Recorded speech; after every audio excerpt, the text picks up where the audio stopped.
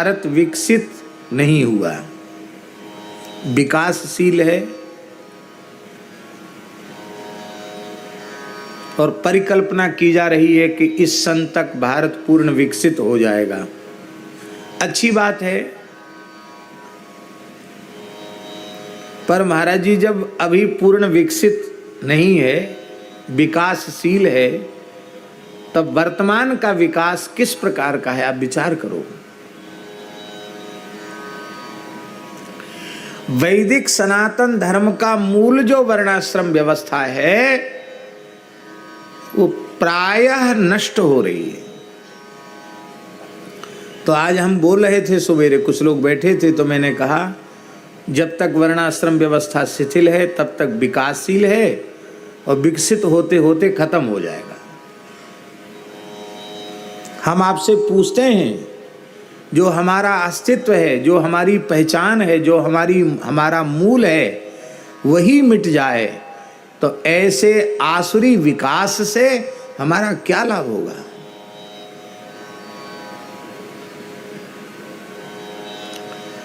दैवी संपद विमोक्षाय निबंधायासुरी मता।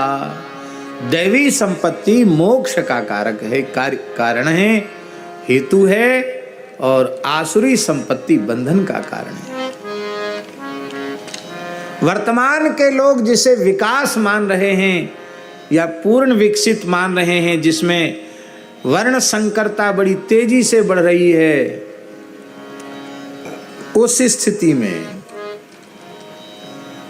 शंकरो नरकायैव कुलघ्नानां कुलस्य च, वर्ण धर्म आश्रम धर्म लुप्त हो रहे हैं। उस स्थिति में उस दिशा में इसमें लोग जा रहे हैं।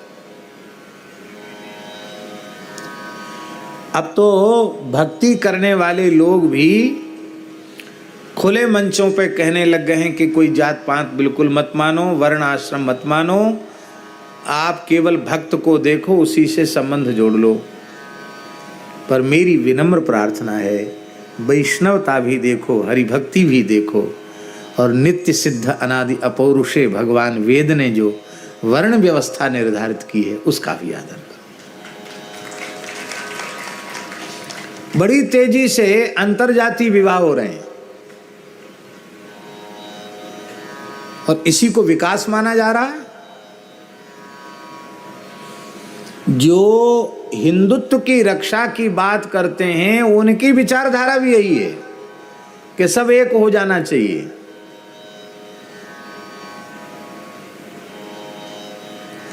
बहुत दुख की बात है।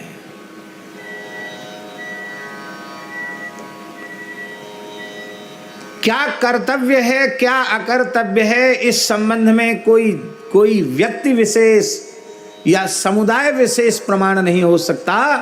इस संबंध में नित्य सिद्ध अनाद्य पुरुषे वेद और वेदानुकूल भगवान व्यास की वाणी ही प्रमाण है और कोई दूसरा प्रमाण नहीं है।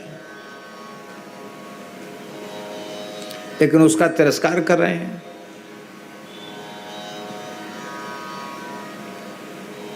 उसका परिणाम क्या होगा जानते हैं? यह शास्त्र विधि मुत्सृज्य वर्तते काम कारतः न स सिद्धिमवाप्नोति न सुखम न परांगतिम। शास्त्र विधि का त्याग करके जो मनमाने तरीके से कुछ भी करेगा उसको सिद्धि तो होनी ही नहीं, सुख भी नहीं होना, उसकी सद्गति भी नहीं होनी। तो आप लोग सोच रहे होंगे अपने मन में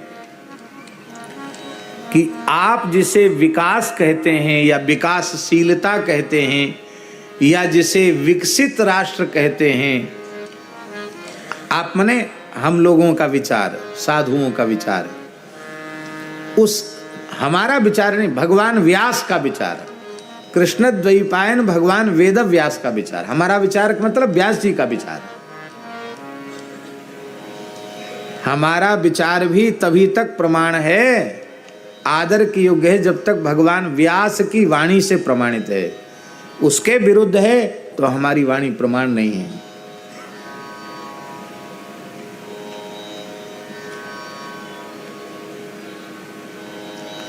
शास्त्र विरुद्ध अनुभूति भी प्रमाण नहीं है, शास्त्रानुकूल अनुभूति होनी चाहिए।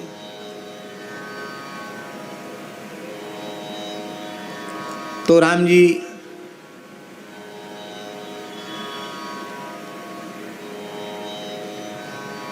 जिसको हम लोग विकास कहते हैं या विकसित कहते हैं, और उसी विकसित राष्ट्र की व्यवस्था, राज्य की व्यवस्था का नाम है श्री राम राज्य।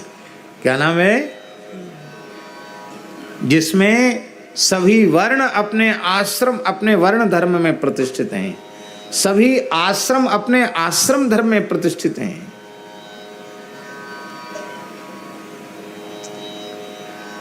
और वह कब होगा महाराज जी? वो तब होगा जब इस धरती पर गाय का रक्त गिरना बंद हो जाएगा,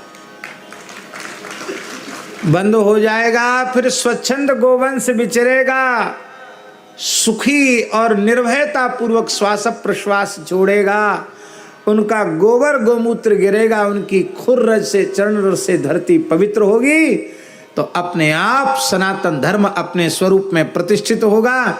जब सनातन धर्म अपने स्वरूप में प्रतिष्ठित होने लग जाएगा तो उसको हम विकास कहेंगे या विकासशीलता कहेंगे, और पूर्ण रूपेण जब प्रतिष्ठित हो जाएगा उसको हम कहेंगे विकसित भारत। और इस प्रकार का जो दैवी संपत्ति वाला विकास है वह वेद लक्षणा भारतीय देसी गाय ही कर सकती है, और कोई प्राणी नहीं कर सकता।